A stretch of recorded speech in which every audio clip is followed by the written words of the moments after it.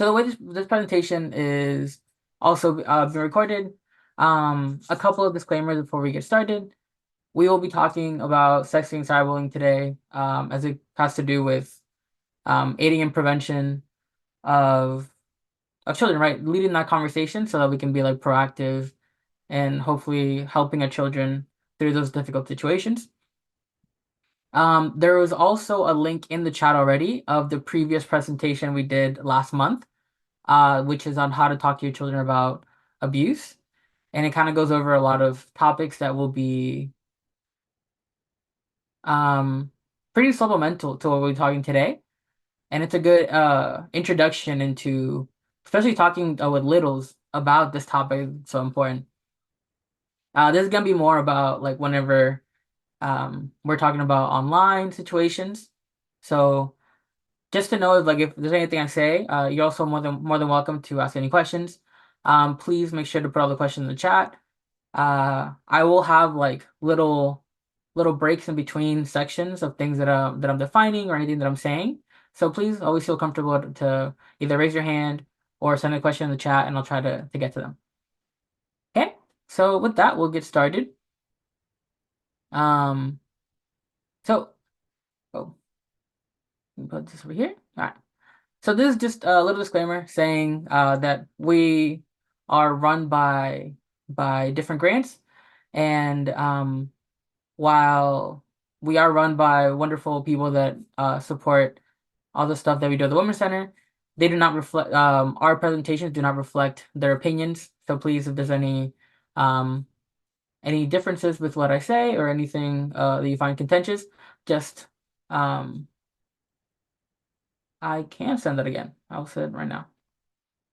Yeah, just make sure to throw that to us, not to our wonderful people that are funding the Women's Center.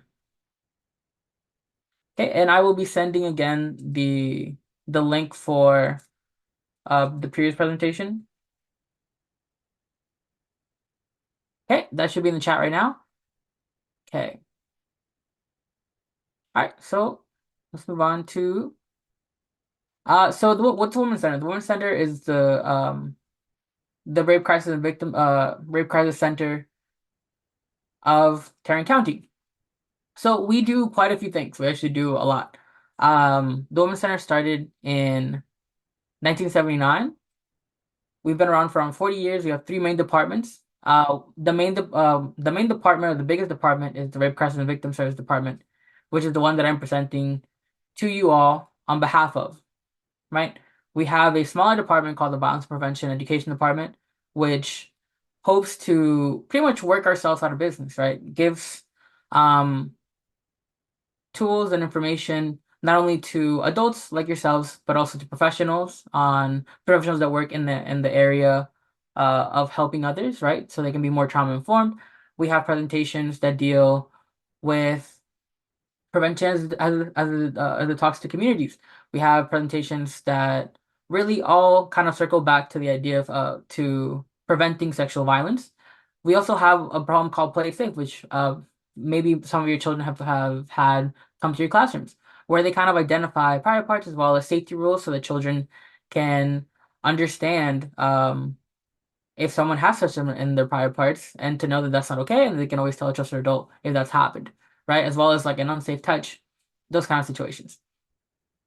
Um, Now, while that is a part of the Department of Rape Crisis and Victim Services, we also do a lot more stuff. We have immediate services for people that have been victims of sexual violence or abuse in general. Um, we have free counseling for any person that has been a victim of violent sexual crime. We also have what we call accompaniment services, where we go with the victim of violent sexual crime, or sorry, the victim of sexual assault to the ER with them and kind of give them support as well as information throughout that process.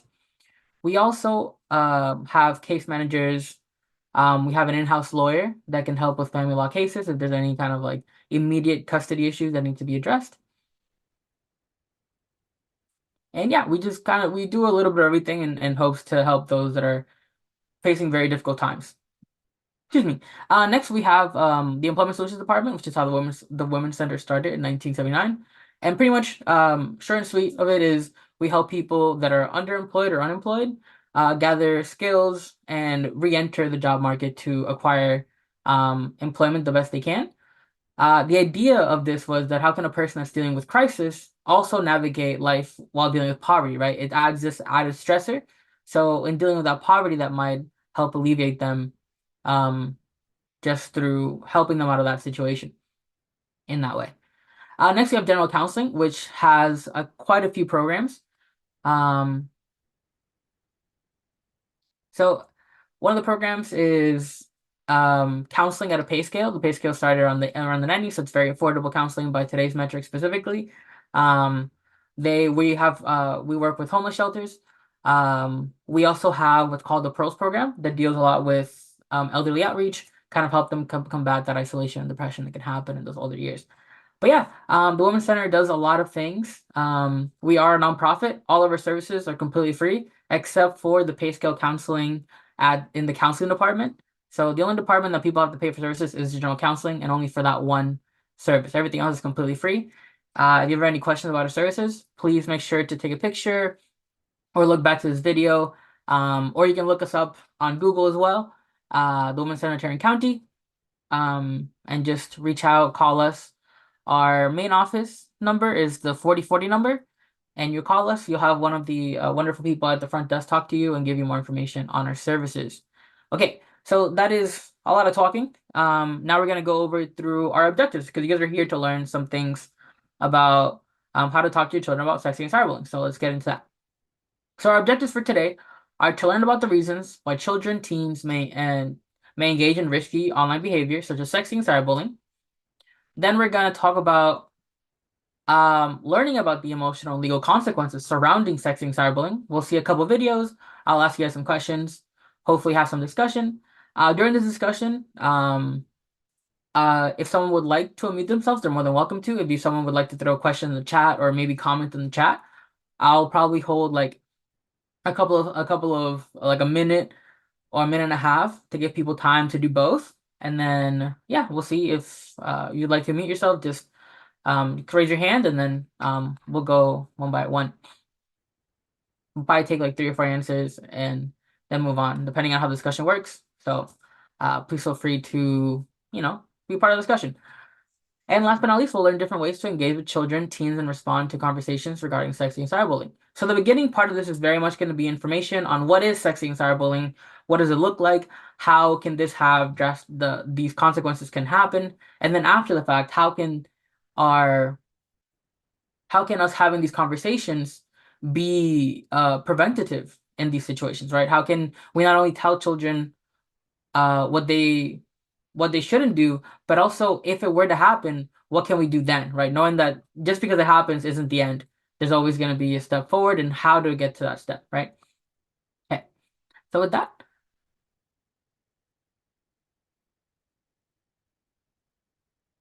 um,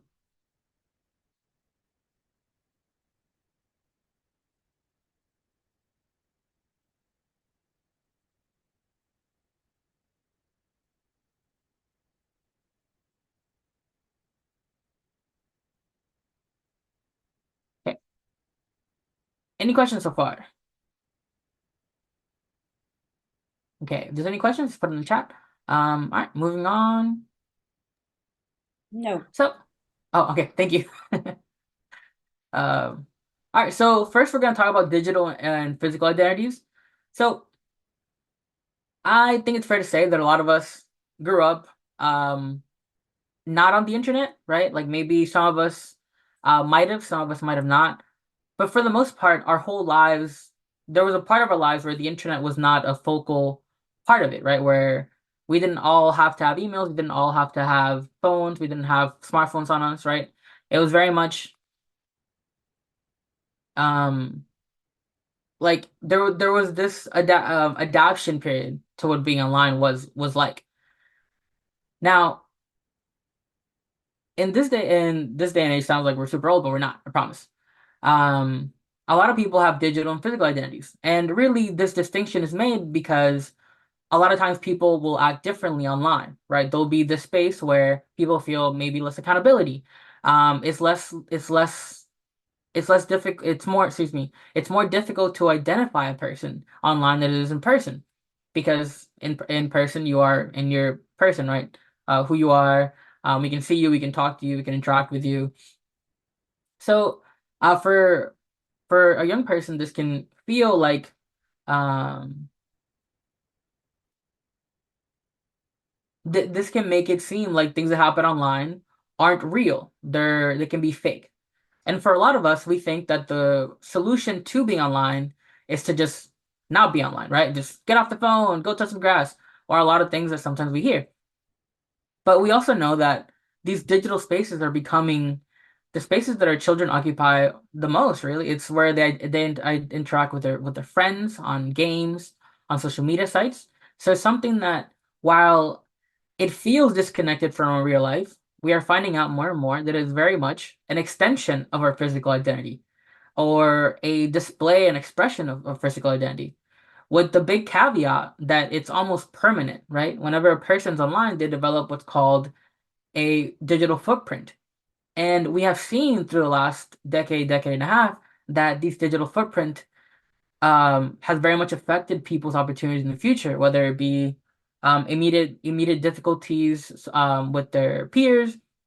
Maybe they send a message that's negative about a teacher and it gets leaked out, or they put something on Twitter and a bunch of people find out, or they send a picture to someone and it spreads, right? And it has this negative effect where they get harassed or bullied. So we know that these seemingly like detached actions very much do have repercussions and almost immediate effects. Okay. Now, any questions on digital and physical identities?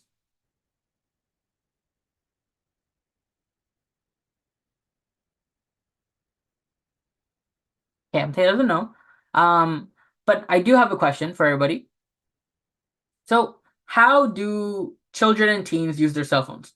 What do you see on a day-to-day basis that your child, or your friends, sorry, not your friends' children, or your child's friends do? Like, what do they do online or on their phones more so? You can write in the chat. You can unmute, whichever one you prefer. You can raise your hand. My child doesn't have a cell phone. Okay, good on you for not. Okay, well then your child can't do anything on cell phone. Um, okay. TikToks, absolutely. Record, watch videos, play Roblox. We also do a child abuse prevention program where we go into classrooms, and whenever I say the word Roblox, kids' eyes light up like it's Christmas. Pinterest, yes. Pinterest was actually really big when I was in high school, which makes me feel really old when people talk about it. But yeah, Pinterest is really big too. Yeah, those are all good points. Thank you, um, Justin, Sabrina, Yvonne. Those are all great points. Okay. So yeah, so they do a lot of stuff online. Um, Now when we're talking about children, one of the difficulties of having a phone is the immediacy of it, right? You can send a phone, you can send a text, you can send a message almost immediately. And we know that children are fairly impulsive, which is why things like sexting and cyberbullying become very big problems, right? Um, while cyberbullying is still problematic even for adults, right? That just becomes harassment or threatening and all these other behaviors that we have different language for. Sexting is something that um completely different is a very personal situation that is a conversation that adults can have by themselves. But when it comes to children, whenever a child takes a photo of themselves or someone else, or is asking for a photo of someone else, or keeps a photo of someone else, specifically a child, they're in possession of child pornography. And these child pornography laws are in place to make sure that children are safe. Um, and while children we know that we're going to talk about some of the reasons why they do this. Um, but it's important to know that one of the problems with a child having a phone on them all the time is that impulsive factor, which is why we have to talk about these things and how to circumvent them, right? Make sure that we are teaching them that it's important to take a moment to think about what they're doing so they have an understanding of the repercussions, the fact that this might not be the best idea, and kind of talk them through what might be better to do. Okay. All right, so now we're first going to define what sexting is. So sexting is the act of sending sexually explicit messages, photographs, or videos primarily between mobile phones. Um, so in the law, it specifically says electronic means, which means anything, right? Tape recorders, floppy disks, which nobody in this day and age uses, but we all had to learn about them when we were in school. Um, but yeah, it's just when someone takes a nude, semi-nude photo of themselves or someone else and sends it to another person. Um, a lot of times, as kids know them, they're known as nudes, right? That's usually the umbrella term for anything from a photo to a suggestive picture, and that all goes to the discretion of the person who's like doing the investigation, things of that nature. But yeah. Any questions on what sexting is?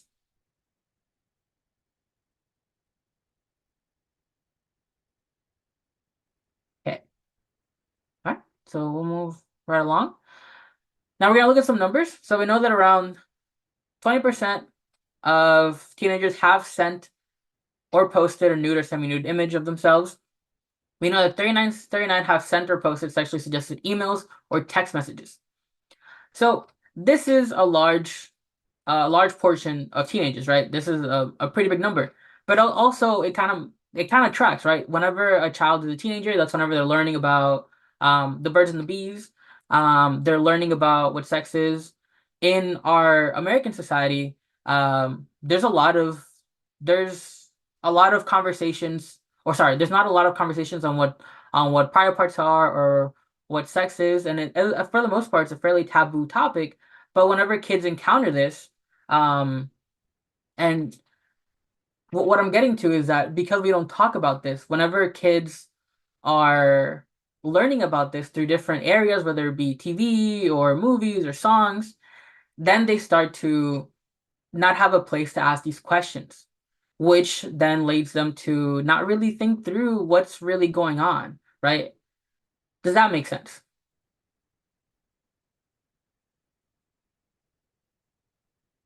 Okay. All right. Well, I hope so. Um, all right. Now we're going to talk about why do children send these photos, right?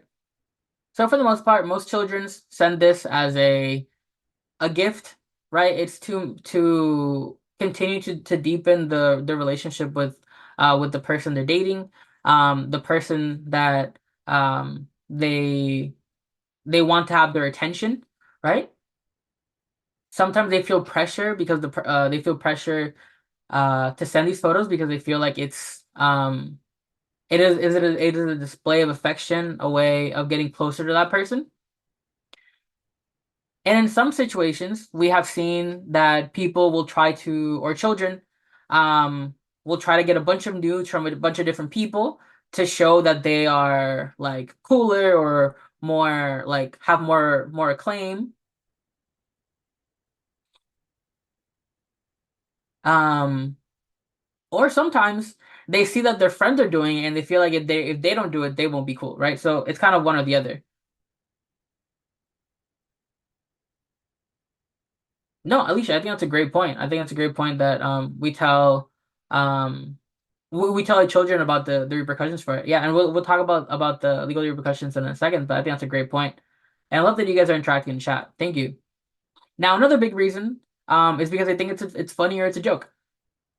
Um, but uh as we'll see in a moment, like uh these are all instances or pressures or motivations that kind of come from nowhere, right? They're led by impulse, right? This impulse of, oh my God, I like this person. I want them to like me, so I'm gonna send them this. Or they're like, hey, this person isn't really paying attention to me. Maybe if I do this, then they'll pay attention to me. Which are all things that in the young mind might make sense, but we as adults know that that's not really, if someone doesn't like you, they're not gonna like you just because you do more stuff for them, right? Um, and then like, I think that we all remember being teenagers and wanting to be part of crowds and wanting to be part of the group, right? And to this day, I feel like every single person shares things because it's funny. Um, Although we know that there are some things that just aren't funny, even though like as a kid, maybe in their mind they see a video of someone running around naked and they're like, oh, haha. But we know that that's not actually okay or funny.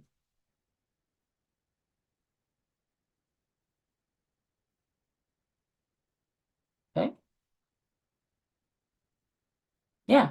Okay. All right. Just to okay. So there's I love the discussion and the I'm gonna catch up with the discussion in the chat. So Alicia says I think it's important for us to speak to our teens about the importance of sex and consequences, which I think that this yeah that's very much where we want to line this, right? Making sure that our kids are aware of the decisions they're making and be more mindful of them. Um, yeah, like telling children about the legal consequences. Um,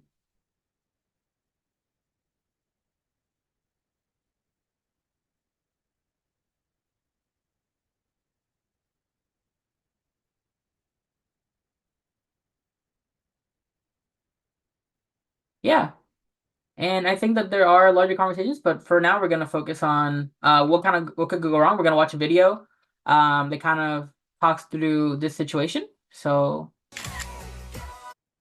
okay. Can everybody hear the video? Yes, no?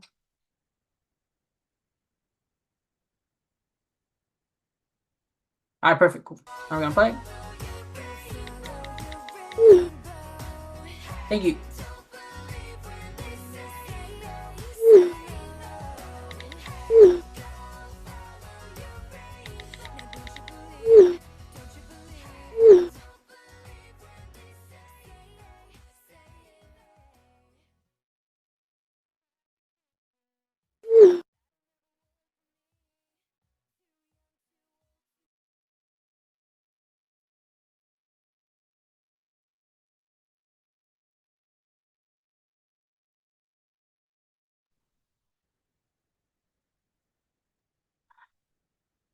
So I think that that video I think shows how quickly it goes bad really well, where like it's just it comes from a place of oh my God, this person gets me, I really like them, and then it really goes sideways very quickly. Um and I think that's one of the things that we have to get to. Not only talking about the legal consequences and the emotional consequences, but also understanding that this is something that a child um might be likely to feel that impulse to do something that might not be what's best for them. Okay. So some of the emotional consequences, right? Um the sense of losing control can be very jarring, right? The feeling of being pressured is very strong. Things like coercion. Coercion is when someone um is compelled by force, intimidation, authority, or without their individual desire. It is when someone's making them do something and not caring how it affects them. And when it comes to sexting, there are instances where someone will try to make someone feel like they have to send them a photo, or if not, they won't care about that person anymore.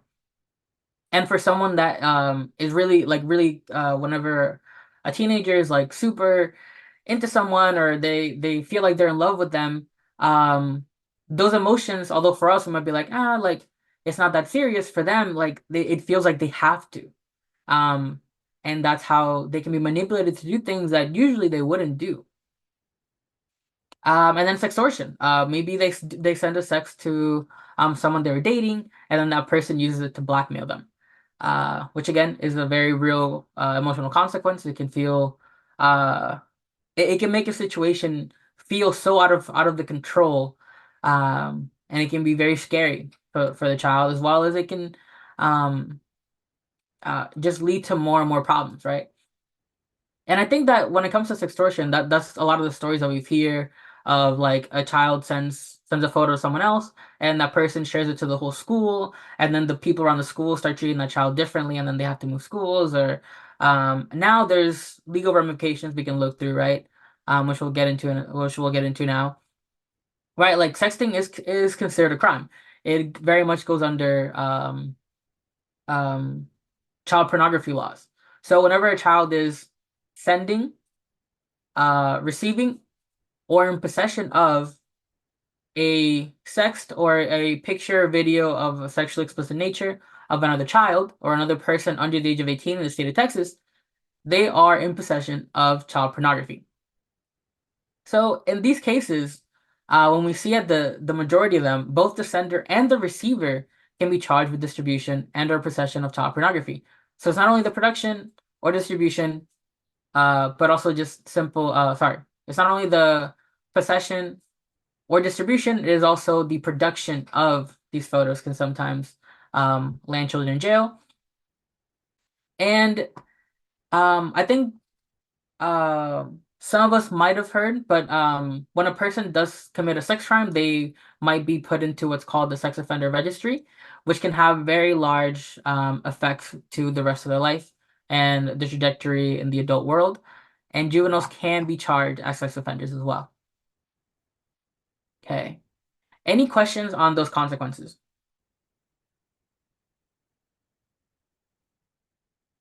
Okay, so Okay. you did a thing.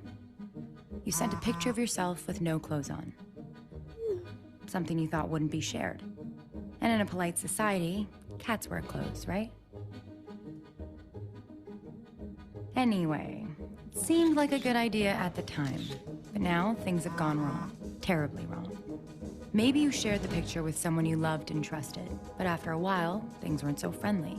Or they said they'd help you become a star, but they just wanted to use you.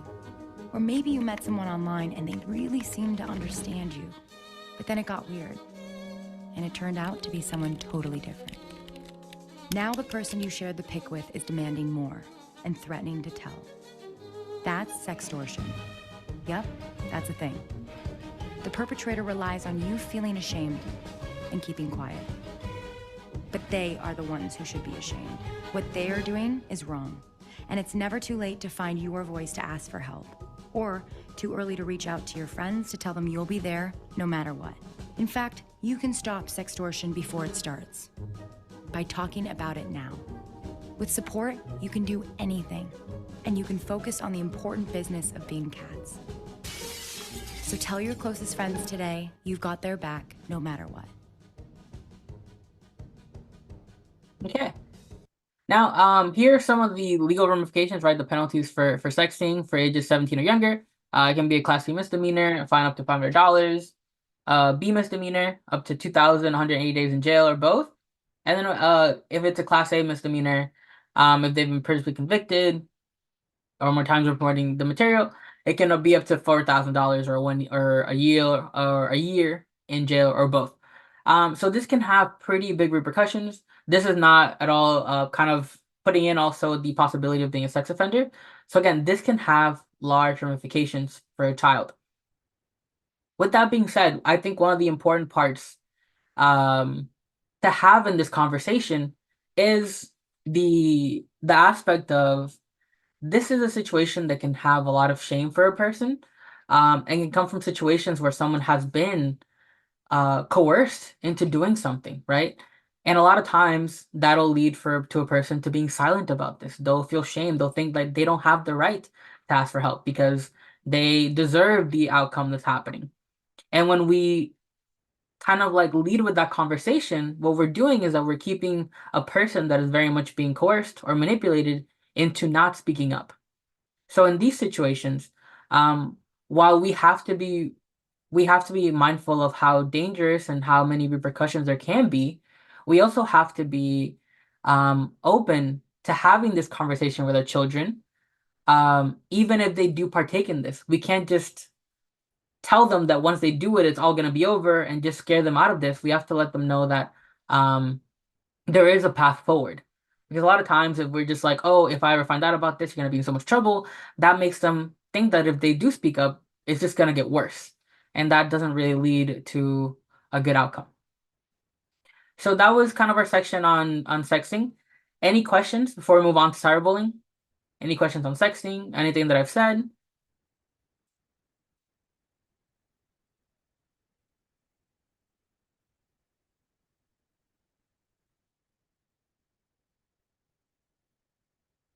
The cyberbullying part will be a little bit shorter as we get into prevention piece. Okay, so I'll take that as an all right, thumbs up. Thank you, Yvonne. Thank you so much.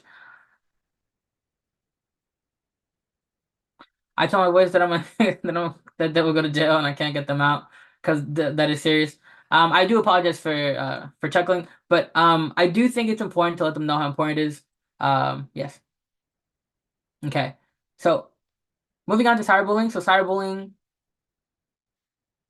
is the use of electronic means. Again, that the legal term kind of encompassing all mediums of technology by a person to threaten, humiliate, harass, or otherwise target another person. Now, this affects around more than 50% of children. I think it was I forget the exact number, but it was closer to 60 than it was to 50. And again, most children don't tell their parents. This is one of the problems with online situations where there's a lot of shame. A lot of times they feel like it's not a real problem, and it kind of snowballs a lot of times. Some of the emotional consequences of cyberbullying can be internet bullying, anxiety, low self-esteem, depression, suicidal thoughts. Um, the digital footprint can increase. So the reason why we mention the digital footprint is because if our child is the one doing the bullying, that can be seen as negative to them in the future, right? A lot of times organizations don't want someone that is negative or spiteful or has said very awful things. Um, one of the instances that kind of comes to mind is one of the point guards, I think, for the Knicks now. Um, had whenever he was playing for Duke, if I remember correctly, he had a bunch of tweets resurface, and there was this problem where he had to go and kind of like circumvent his whole career. And again, things went well, but his digital footprint wasn't as bad as we've seen because there's people that have I've heard many stories of of teachers having students, about to go into college or getting into the programs they wanted or going to do the sports that they wanted. And whenever they do that thorough background check, a couple things surface and they're not able to continue their career how they would like to. So this digital footprint is something to be very, very mindful of. And the way that I usually talk to students is to make sure that what you're putting online isn't just what you're feeling, but how you want to be portrayed and how you want to be seen, right? It's kind of like dressing for the job that you want, but all the time when you're online. And then it harms your reputation.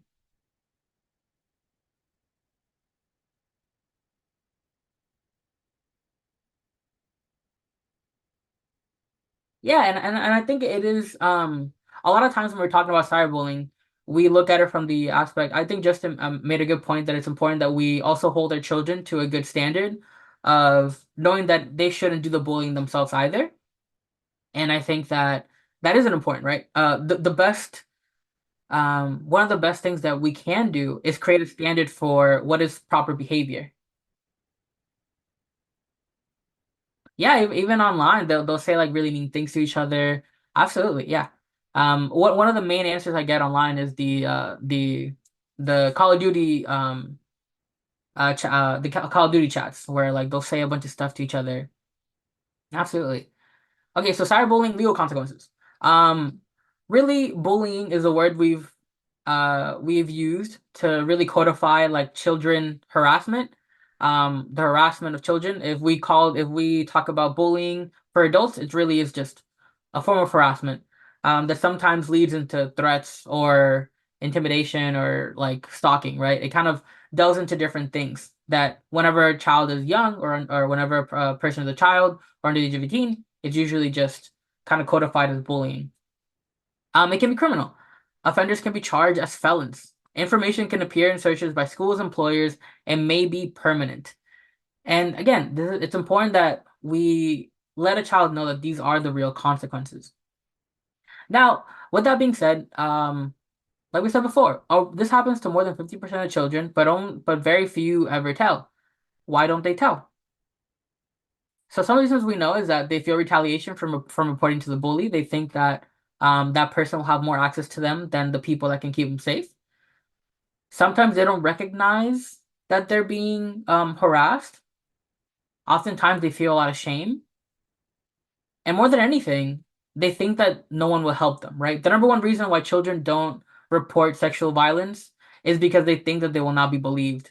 And the same thing goes for these other situations where through conversations they have, they think that this problem that might be affecting them a lot, they think that it will not be taken seriously by the adults around them, so they don't even speak up. Okay. With that, this is the ending of the section that has to do with what is sexting, what is cyberbullying. Now we're gonna go open up to any questions. Um, and if there aren't any, we're gonna go into the next portion. So, okay. And if there's any questions, you can always put them in the chat and then I can get to them after. All right. So,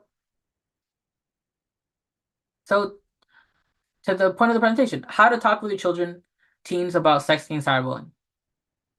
So one of the main things we want to remind them of is to think before clicking send. They have to think about who might be able to read this. Am I posting this in anger, right? Am I being too impulsive? Could someone feel disrespected by this? Am I giving up too much personal information when I'm posting this, right? Am I talking about where I am, where I live? When it comes to like that future, am I showing a bad side of myself, something that might not be understood or might be negative in some way? Could someone misinterpret what I'm saying? Am I not talking clearly about this issue, especially if I'm talking in a negative fashion? Am I being clear about um where this is being directed to? And like has been said through the chat, which I feel like is wonderful, is discussing emotional and legal consequences, right? Let them know that uh let them know that there are things that can happen, and that's important. But also on the other side, focus on positive use of phones and devices, right? The best way of dealing with behavior is to give a good example, right? Don't be a bystander, be an upstander is something that a lot of children will hear in schools. Discuss what digital citizenship or the idea of being a good person online. What does it mean to be respectful through these mediums? Um, and then communicate your expectations like you do with everything else, right? We expect them to go, if you have the expectations of your child being a good student, then in the same way, be like, I also respect you to have respect for people that are online. Even if you can't see them, I expect that same level of respect. Regardless of where you are, you should hold yourself with the same level of standards, right? And then like set usage limits. We're gonna showcase some of the family media agreements we have, and you guys are more than welcome. Also, I'll put the link in the chat so you guys can look at them and maybe even use them whenever you're talking with your children about um kind of like what does it look like to use social media in a way that, or not social media, but using their phones in a way that isn't too much or excessive. Practice responding before a situation arises. So this is really just troubleshooting situations and making sure that we have solutions for them before, which we'll see in a second what I mean.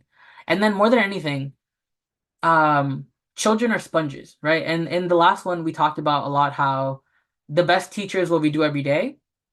And I think that that will always hold true, right? How we interact with our phones, how we react, how we say things, how we carry ourselves is how our children are gonna absorb that information and what they'll probably end up doing, right? That's why whenever we think of like yeah, I like like our children are like little us, right? And they kind of pick up all those like bad habits, but they can also pick up all the good things and all the things that we aspire to be as well.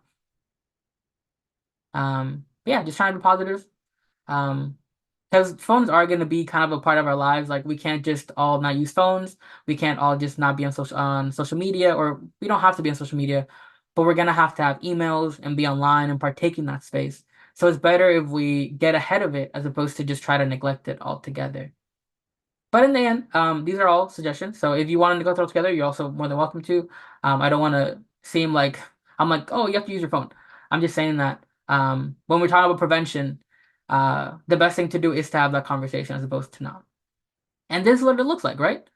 Um, it's a lot easier to walk with someone than it is to tell them how to walk. And by that I mean is like asking them what app they're using. What do you use that for? Having conversations with your children lets you know not only what they're doing, but also like what do they know? What information do they have? And then whenever you have these conversations, you also have spaces where they feel like they can tell you stuff, or you end up finding stuff out, right? Kind of like whenever you like pick them up from school and you're like, oh, what happened to the day? And then like they tell you the story and you're like, oh, wow. Sometimes in those stories we can kind of pick up on things and kind of like ask more questions like, oh, and where did you hear XYZ? Or did you maybe they tell you they heard a curse word and you're like, oh, where exactly did you hear that? Maybe they tell you, oh, they heard it through this game. And you kind of keep asking questions that way.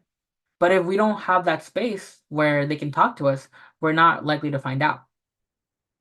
Um, Also, like some people in the chat said, right, letting our children know that it's not okay to ask for nudes, letting them know that their safety is important to you. Um,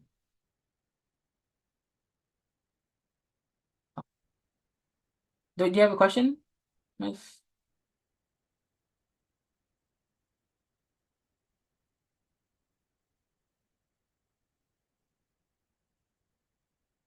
No. Um, and yeah, just kind of having questions, being curious. Any questions on that?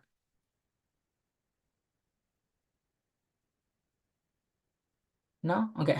We'll move right along. Um,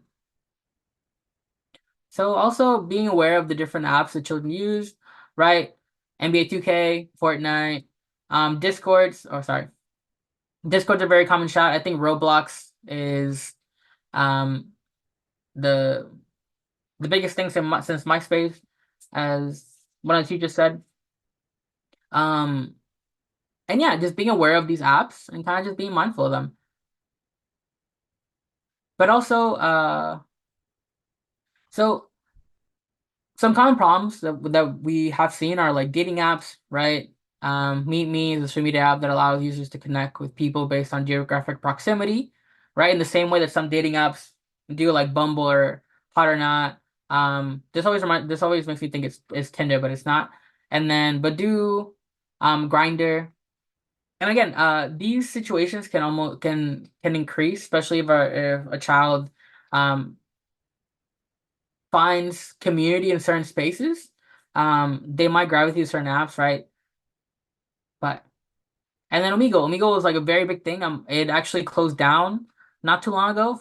Even though ran rampant for like a decade, where a lot of people would like chat, and you would hear a lot of stories of children seeing people expose themselves to them. And it took a long time for it to be turned down.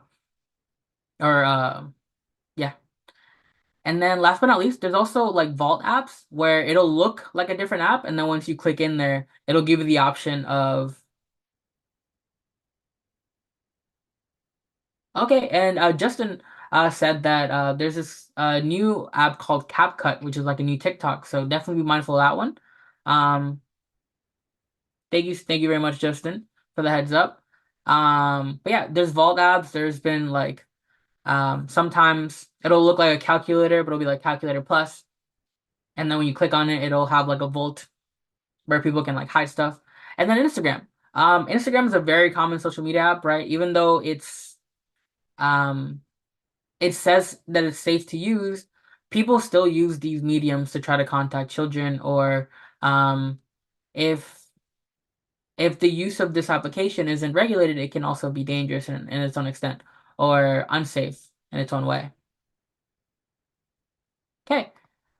So make sure that we know our child's privacy, or not know, sorry.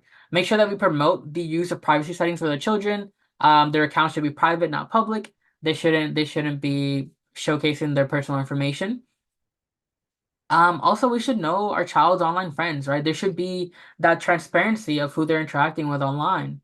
We should monitor their downloads, the sites, the apps that they're downloading. We should know their passwords in case we have to look through the accounts or something happens. And really, before our child has a social media before we give the okay, we should create our own account.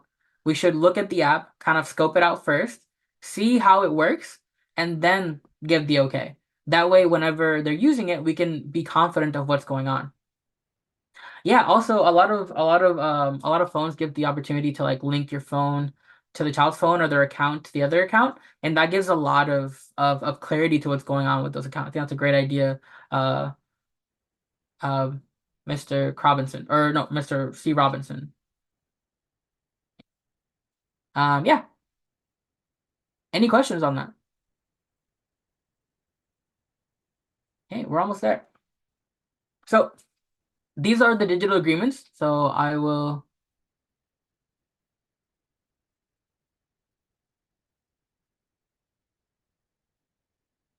So here is the link to the different digital agreements. Um, if if you look them up and they don't come up, they should come up in. Oh, okay, yeah, the link wasn't working earlier. One moment, let me.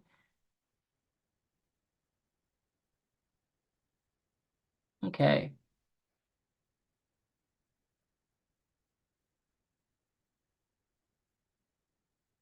okay.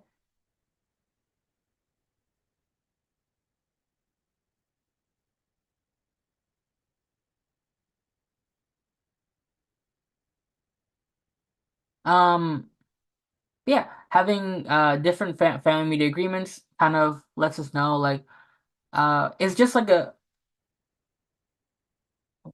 Okay, is it over here? Did I mute myself? Oh no, I didn't. Cool. Um, Sorry about that.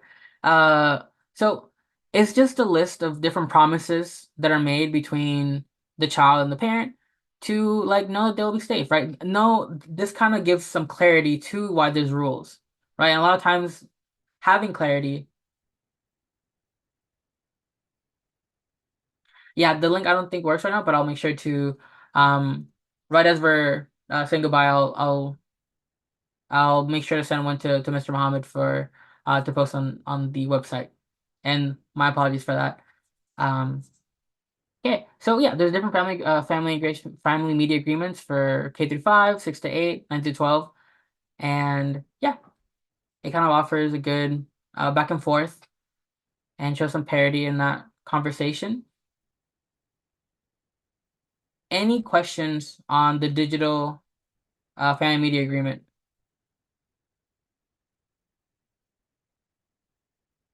Okay.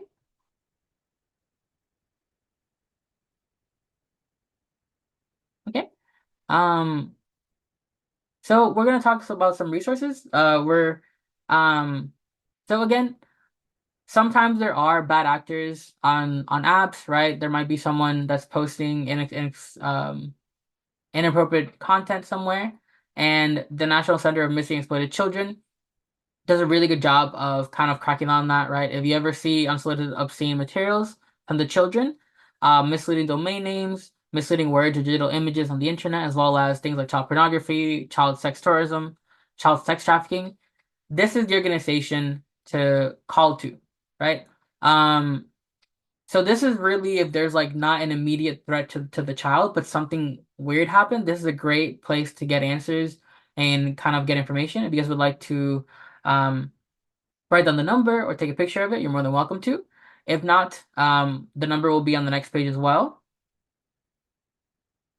So here we want to emphasize that again, make sure to if at any point in time you see some inappropriate information has to do with children specifically, you call the National Center of Missing and Exploited Children.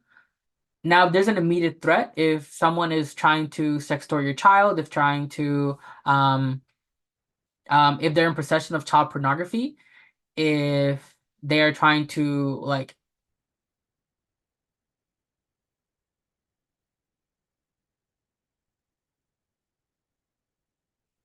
then that would be an instance where it's best to call the police and get help that way. Okay. You guys are also always welcome to so when it comes to these situations, we can always ask for resources from the school, make sure that we're talking to their administrators or counselors for kind of steps forward. But again, these organizations or this organization that specializes in this kind of situation, and they have really good information. These are some of the resources in the community. Obviously, the Play It Safe program talks a lot about online safety through the third all the way up to the eighth grade or no ninth grade program. Safe Haven, One Safe Place, MHMR, the Parenting Center has a lot of good information on how to have these conversations with children as well. Stop bullying. Common Sense Media is a great place to get information on how to have a child be on social media while making sure that it's not to a way that is unhealthy or irregulated. These are some of the references to some of the studies that we showed today. Again, all the information is study based. Um, we are passionate about displaying information that has credence to it. Oh, I think Justin posted the link to the Family Gate. Yeah, perfect. Thank you very much, Justin. Um, hey, perfect. I clicked the wrong button.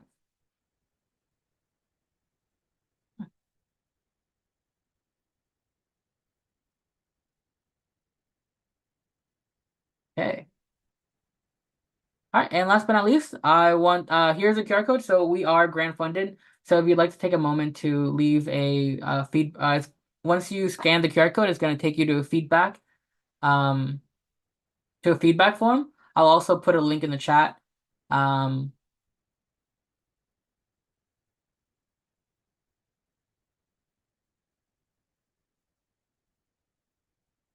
and this kind of brings us to the conclusion of the presentation. I just want to say thank you so much for your time for some of the points you guys made in the chat. I think were really helpful. Um, And yeah, I hope that there was something that added some kind of enrichment or information you didn't know. And if you guys have any more questions, my contact info is right here. You can always send me an email, ask me any questions. My position at the Women's Center is the Bilingual Community Education Specialist, and I specifically work in outreach to parents. It's the work um that I'm passionate about, making sure that I can give information so that you guys can continue that preventative effort in your homes. These are all big problems that can happen. And I think that if we are proactive, if we kind of get a foot ahead of the door, we're more likely to create a positive change. And I think that's what I want you guys to take from this, that there are solutions. There's ways to have these conversations. And you guys are all very capable of doing so. And if you guys ever need help, in having those conversations, there are resources for that. And if I can guide you to those resources or give more information, I'd be more than welcome to. And yeah, just final thank you.